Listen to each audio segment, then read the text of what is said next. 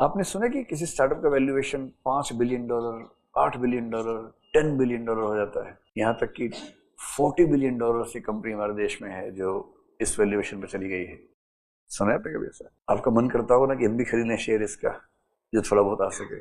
In the recent 3-4 years, all the companies who were the startups and went into IPOs, सबके shares की जो value इस समय है आईपीओ से 1/3, 1/4 या हाफ हो चुकी है। इस मैकेनिज्म का मतलब समझते हैं थोड़ा सा, कैसे होता है मैकेनिज्म? अब स्टार्टअप का खेल क्या है? 4 लोग इकट्ठे हुए, चलो हम स्टार्टअप खेलेंगे। चलो हम एक ऐप बनाएंगे, एक चैनल बनाएंगे, एक हम बहुत खतरनाक लीड सॉफ्टवेयर लेके आएंगे, फलाना कर देंगे, ठिकाना कर देंगे। हमें अच्छी इंग्लिश बोलनी आती है, हमें एक्सेल ठीक से आता है, हम 10-15 पेज की रिपोर्ट बनाएंगे, रंग बिरंगी सी, सुंदर सी, उसमें अच्छे अच्छे नंबर्स लिखे होंगे, उससे प्लान लिखेंगे कि हम ये करेंगे, दिस ईयर दिस प्रोजेक्शन से हैं, इस साल इतना कमाएंगे, इस साल इतना टर्नओवर, फिर इतना टर्नओवर करेंगे। कैसे करेंगे? नंबर 1 2 3 बुलेट पॉइंट्स 1 2 3 4 कर देंगे। इंजीनियरिंग में सब सिखा देते हैं, bullet points, MS Excel, data presentation सब सिखा देते हैं, रंग बिरंगा डेटा प्रेजेंटेशन। 20 पेज की रिपोर्ट बना के प्रिंट आउट ले ली है, खतरनाक रिपोर्ट है। वो देख के लगता है कि कुबेर ने बनाई है रिपोर्ट ये वाली, कि 20वें पेज पे कुबेर बन जाएंगे। तो फिर कुछ वीसीज होते हैं, I hope you know who is a VC, venture capitalist. इनका काम ही ये है कि नए नए वेंचर से पैसा लगाना है। 100 में से 95 फेल हो जाएंगे, 3 ठीक ठाक चलेंगे, 2 इतने बड़े हो जाएंगे कि उन 2 से इनका काम चल जाता है। ब्लाइंडली खेलते हैं, बस इनको गट फीलिंग हो कि चल सकता है, खटाक से पैसा लगा देंगे। 10 वीसी बैठे, ये 4 छोकरे आए, बोले ये देखो रिपोर्ट। वीसी बोले रोज 50 देखते हैं, बोल के बताओ क्या है। बताया हम ये करेंगे, हम वो करेंगे, अगले साल ये होगा, उससे अगले साल ये होगा, फिर ये हो जाएगा, फिर वो हो जाएगा, फिर वो हो जाएगा। वीसी बोलते हैं ठीक लग रहा है, चलो लगाते हैं। बताओ तुम्हारे क्या वैल्यू क्या है तुम्हारे स्टार्टअप की? ये बोलते हैं $1 बिलियन। वीसी पूछते हैं कितने जीरो आते हैं पता है? $1 बिलियन। तो फिर बोलते हैं $100 मिलियन है तुम्हारी वैल्यू। अब ये चारों अंदर ही अंदर खुश हो रहे हैं, तो 10 सोच गए थे, बोला $1 बिलियन था, हंस नहीं रहे, अंदर ही अंदर खुश हो रहे हैं। फिर बोलते हैं ठीक है, $100 मिलियन की वैल्यू पर मैं तुम्हारे 25% शेयर खरीदता हूं और तुम्हें $25 मिलियन तुम्हारी कंपनी के अकाउंट में कल आ जाएंगे। इससे मतलब समझ रहे हैं? $25 मिलियन का $250 करोड़ गुणा में 80-90 कर लीजिए इसके आगे, यानी कि लगभग 25,000 नहीं, इतने तो 2500 करोड़ के आसपास बनेगा ना। इतना अमाउंट उनको एक झटके में मिलेगा। अब वीसी को चाहिए प्रॉफिट। ये कह रहे भाई $25 मिलियन दिया है, ठीक है ना, ये 25 मिलियन का मतलब क्या हुआ? $2.5 करोड़ हुआ ना, तो लगभग 220 करोड़ रुपए के आसपास दे दिए उनके अकाउंट में। अब इससे इस 220 करोड़ को करना है जल्दी से 22,000 करोड़ रुपए। ये कह रहे कि संभल संभल के चलेंगे यार, संभल के चलेंगे, डाक मारूंगा, संभल के चलेंगे, जल्दी करो, तूफान मचाओ, एकदम तूफान मचा देना है। कह रहे अच्छा। दुनिया भर के अखबारों में सारे एडवर्टाइजमेंट्स, टीवी चैनल्स पे, फिर हम वर्ल्ड कप को स्पॉन्सर करेंगे, हम इसको स्पॉन्सर कर देंगे, अमिताभ बच्चन हमारा प्रचार करेगा, ये गुटखा खाएगा हमारे पास आके, ये बड़े बड़े हीरो आपके उसमें आएंगे कि मैं तो यही करता हूं बचपन से ही, जो ये हो रहा है स्टार्टअप। पूरे देश में माहौल बन गया। और जैसी माहौल बनता है, सेकंड राउंड ऑफ फंडिंग होता है, नेक्स्ट राउंड, और नेक्स्ट राउंड में वैल्यूएशन कितना हो गया? $200 मिलियन हो गया। थर्ड राउंड में $400 मिलियन। क्यों? क्योंकि धोनी भी साथ में आ गया है, अब धोनी भी साथ में है। अगले राउंड में $800 मिलियन हो गया। क्यों? डोनाल्ड ट्रंप को भी लेके आ गए हैं। ट्रंप बता रहा है पढ़ाई कैसे करनी है, ट्रंप भी बता रहा है। अभी शाहरुख खान बताएगा पढ़ाई कैसे करनी है, उसके बाद सलमान खान भी बताएगा पढ़ाई कैसे करनी है, जिसने नहीं की सब बताएंगे पढ़ाई कैसे करनी है। सब ब्रांडिंग हो रही है, ब्रांडिंग हो रही है। करते करते पता लगा $5 बिलियन। बाप रे बाप, 40,000 करोड़ रुपए की वैल्यूएशन हो गई है। और ये भाई साहब जो 100 वाले थे, 25 वाले, इसी बीच में बेच के निकल लिए, 25 से 100 करके निकल गए। उन चारों के शेयर्स कम होते जा रहे हैं। जो 4 लोग फेस ऑफ द कंपनी हैं, उन चारों के पास मिला के जो शेयर हैं वो 2% है, और बाकी सब गिद्ध अंदर आ चुके हैं। और सब इनसे क्या कह रहे हैं कि अब देखो हम निकलना चाहते हैं प्रॉफिट कमा के, अब तुम ले आओ आईपीओ। अच्छा, आईपीओ से पहले इनको निकलने का ऑप्शन नहीं, मैंने वैसे ही बोल दिया, निकल नहीं पाया कोई भी। अभी निकलने का एक ही ऑप्शन है, जब आईपीओ आएगा इनको अपने शेयर्स बेचने का राइट होगा आईपीओ में, तो ये प्रेशराइज करेंगे आईपीओ लाओ, आईपीओ लाओ, आईपीओ लाओ। ये देखेंगे माहौल, जब माहौल ठीक होगा तब आईपीओ आएगा। और फिर आईपीओ आने से पहले माहौल बनेगा जबरदस्त, माहौल बनता जा रहा है, बनता जा रहा है, बनता जा रहा है, और उसके बाद आया आईपीओ। आईपीओ के समय सारे टीवी चैनल जबरदस्त उनके बारे में स्टोरी बता रहे हैं। Such a great company, only in 10 years it has reached from 100 million to $5 billion। ये कंपनी कितना आगे जाएगी। इकोनॉमिक न्यूज के अखबार सारे चैनल्स तारीफों के पुल बांध रहे हैं। जनता है सबसे गोलू, क्यूटेस्ट पार्ट जनता है। उन्हें समझ नहीं आ रहा कि न्यूज चैनल सारे के सारे बिके हुए हैं, उस कंपनी से पैसा लेके डिबेट कर रहे हैं, किसी को नहीं पता है। अब आईपीओ आएगा, आईपीओ से इनको चाहिए $10 बिलियन का वैल्यूएशन, और 10 बिलियन की वैल्यू पे आईपीओ आएगा। जैसा मतलब एक शेयर की value let us assume 500 rupees हो गई। Red herring prospectus, everything in place. The company is coming for the IPO for the first time. The company has huge dreams to reach at the valuation of $100 billion in 3-4 years. The company will do everything to get this valuation. और जनता पागल कि अच्छा 10 का है, 100 का होने वाला 3 साल में। ऐसा मौका जिंदगी में एक ही बार आता है, ऐसा मौका जिंदगी में एक ही बार आता है, चूकना नहीं है। 8 साल बाद गुड़िया की शादी भी तो करनी है, कहां से पैसे लाएंगे? तो गुड़िया की मम्मी सारे पैसे निकालो, गहने बेचो, सोना चांदी बेचो, पैसे निकालो, आईपीओ खरीदेंगे। और सबने मिलकर आईपीओ में लगा दिए 5 लाख रुपए। मिडिल क्लास फैमिली की बात कर रहा हूं। अप्लाई किया 20 लाख के लिए, मिले 5 लाख शेयर, क्योंकि ओवर सब्सक्रिप्शन था, 4 टाइम्स ज्यादा लोगों ने अप्लाई कर दिया। और शेयर खुला 500 रुपए के रेट पर, $10 बिलियन का वैल्यूएशन कंपनी का। हर तरफ खुशी मची हुई है। रेवेन्यू तो था ही नहीं। जो बड़े बड़े स्टार्टअप है, मैं जो उनकी डिटेल्स पढ़ता हूं, रिपोर्ट्स पढ़ता हूं मैंने, रेवेन्यू पूरे साल में कितना है? 10,000 करोड़ रुपए का। एक्सपेंडिचर कितना है? 60,000 करोड़ रुपए का।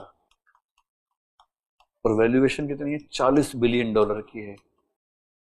हमें तो आज तक समझ नहीं है कि हो क्या रहा है खेल। आप 10,000 करोड़ कमाते हैं, 60,000 करोड़ खर्च करते हैं। खर्च किस पे करते हैं?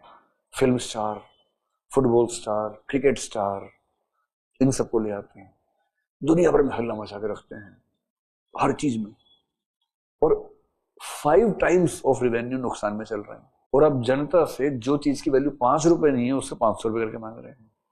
जनता भोंदू है। उस बेचारे को कहां बिजनेस सेंस, इकोनॉमिक सेंस है, कहां उसको शेयर आईपीओ समझ में आता है। हवा बनी, सबने खरीदा, 500-500 ले लिया, बस अब गुड़िया की शादी 8 साल में होगी बढ़िया से, बड़े वाला बैंक्वेट बुक करेंगे। कुछ दिन के बाद क्या होता है? ये 5 लाख के शेयर हो गए 4 लाख के। अब दिल धक धक कर रहा है, तो बात कर रहे हैं आपस में कि नहीं नहीं, ऐसा होता है मार्केट, थोड़ा नीचे जाके फिर ऊपर जाता है, ऐसी बात है। स्प्रिंग बोर्ड है ना, जंप करेगा फिर ऊपर जाएगा, फिर ये 3 लाख हो जाता है, अगले साल 2 हो जाता है, फिर 1 लाख हो जाता है, फिर ये 20,000 हो जाता है। अब सोचे इसको बेचें क्या, खुले पैसे करेंगे क्या? समोसा उस शेयर से शादी करने से गुड़िया की समोसा भी नहीं आ रहा इससे। और ध्यान रखना है, ऐसे ऐसे कई लोगों के 5 लाख रुपए जो गए हैं ना, वो कहां गए हैं? वो इनके पास गए हैं जिन वीसीज ने नकली वैल्यूएशन कर करके हवा बनाई थी, और आईपीओ में अपने शेयर्स को डबल ट्रिपल, मतलब भाई अब वो 5 बिलियन 10 बिलियन की बात हो रही है ना, जिस आदमी ने शेयर्स खरीदे थे 100 मिलियन के वैल्यूएशन पे, उसने बेचे हैं 10 बिलियन की वैल्यूएशन। वो तो 100 टाइम्स फायदे में है। और इकोनॉमिक्स का सिंपल प्रिंसिपल है अकाउंट्स का, for every debit there is a credit, for every credit there has to be debit. So if someone is making 100x money from the IPO, someone has to lose 100x money from the same IPO, and this is the startup ecosystem. You are most welcome to the new world of startups. अगली बार जब कोई startup IPO निकाले, भूल के भी मत लेना, भूल के भी मत लेना, क्योंकि जिंदगी में ऐसा मौका एक आध बार ही आता है बर्बाद होने का मौका। शेयर मार्केट बहुत वाइब्रेंट चीज है, जिस चीज की जो हैसियत है वहां आई जाती है अपने आप। And if you see the fluctuations of the share market, you always get opportunities from time to time. Every 2-3 years you get one plunge, and at that time you can purchase. If you want to be a part of the share market, that is the perfect time, not the IPO. तो IPO की जब भी कोई कहानी आपको सुनाए, और ये IPO के खेल देखने के बाद से सरकार को टेंशन है how to implement corporate governance at the level of startups. तो जब भी कोई आपको आईपीओ कहानी सुना स्टार्टअप की, तो ये प्लॉट याद रखना, कितने का था और कितने का हो गया था, बस ये है खेल पूरा। And never be a prey to this game. हाँ, गुड क्वेश्चन। कह रहे हैं कि 10,000 कमाया, 60,000 खर्च के, नुकसान में चल रहा है। तो दो क्वेश्चन मन में आ सकते हैं। इनके मन में एक क्वेश्चन आया कि हाउ इज इट सर्वाइविंग, तो बताओ। एक सेकंड क्वेश्चन भी है, वैल्यू बढ़ क्यों रही है। सर्वाइविंग तो इसलिए कि वीसी लोग फंड दे रहे हैं, क्योंकि इसका खर्चा 60,000 करोड़ का है। इसने 5 बिलियन पे 10% स्टेक्स बेच दी अपनी, ये समझो $500 मिलियन उसके पास आ गया, बल्कि 5,000 के आसपास आ गया, बिलियन में 3 जीरो बढ़ जाते हैं। उसके पास इतना पैसा है कि वो खर्च करके माहौल बनाता रहेगा अपना, इतना खर्च कर सकता है आप सोच भी नहीं सकते। But this can go only for few years. So whenever a startup is spending a lot of money, it means it is not spending its own money. और इस फेज को स्टार्टअप कल्चर में क्या बोलते हैं, कैश बर्निंग फेज। नाम ही है cash burning. उनसे पूछो आप क्या कर रहे हो, वी आर बर्निंग कैश, बस दैट्स इट। उनको कैश बर्न ही करना है, टारगेट ही ये है। वीसी ने कहा है, I am giving you 1,000 crore rupees, you have to burn this cash in 1 year. आग लगा दो, बस माहौल बना दो। माहौल बना, शेयर बेचे, निकल लिए, खत्म। And how the value grows, value इसी माहौल से ग्रो होती है। वैल्यू हमेशा किस चीज की होती है, स्टोरी की।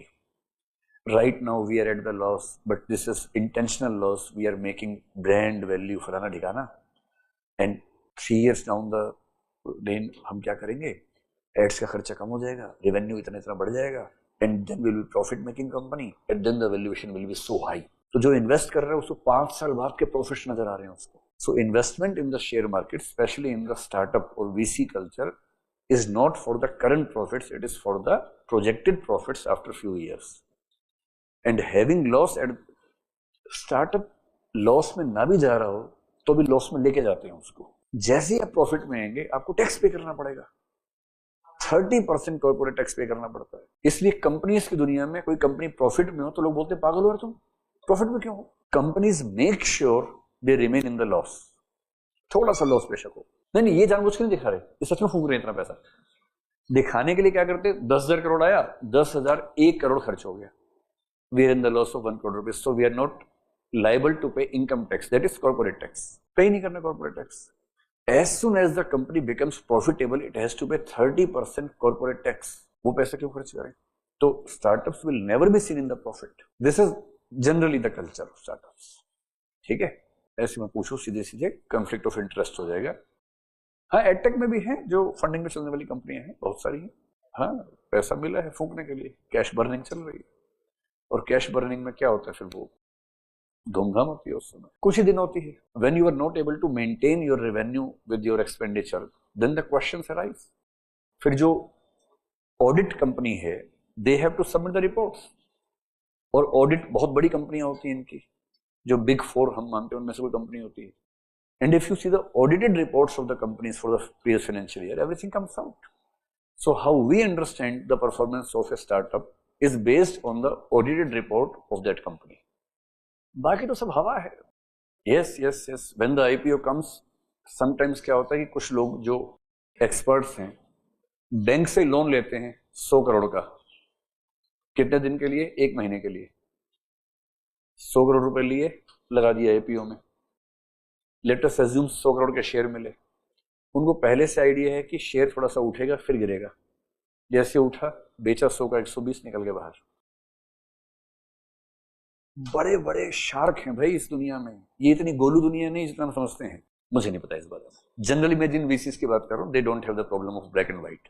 वो स्टैंडर्ड वीसी फर्म्स हैं, they do everything in white. वहां मनी लॉन्ड्रिंग का मामला नहीं होता।